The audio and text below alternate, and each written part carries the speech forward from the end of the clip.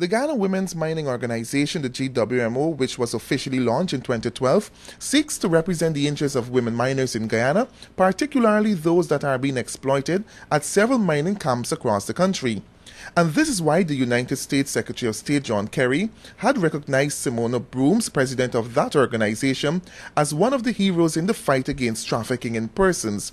For Brooms, the award has placed some international spotlight on the work of her organization, and this was needed, she says, especially since the agency does not receive external funding to carry out its advocacy work. I would want to ask at this time, I said I'm very optimistic that with all that is taking place here, I'm sure that I'm optimistic that when I go back, that my government and the people of whole, we will make a change. And that is why I said I will use it as a motivation that next year, when the report will come out, that Guyana will not be on a tier 2. No, I cannot do this alone or my organization. And that is why we call upon all the stakeholders, all the churches, all Guyanese, that modern day slavery, well, we're willing to accept it. It is not a nice thing, or it is not a nice term, but it is happening. It was about 3 months ago Brooms headed a team that rescued several trafficking victims near the Tiger Creek area in Region 7.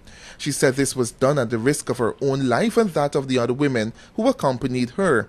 She said more still needs to be done to stamp out trafficking in person in Guyana's hinterland. The first thing, to access these areas is a challenge. Transportation is a challenge. Lack of security is a challenge. Going there and knowing so much things, and you can never prepare yourself for what will actually happen. That is a challenge. Bringing the victim out is a challenge. Having the police to respond is a challenge. The victims coming out, that is a challenge. To see them have to sit on a station bench whole night, they can't have a shower. That's a challenge for me. You understand?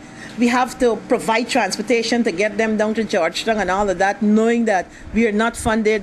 There's so many different challenges.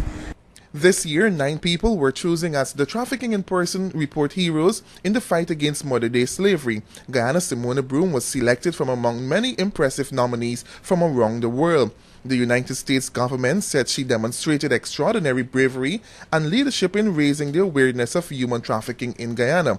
After 25 years as a miner, she established the Guyana Women Miners Organization in 2012 to empower women miners to address unique challenges women face operating in remote areas.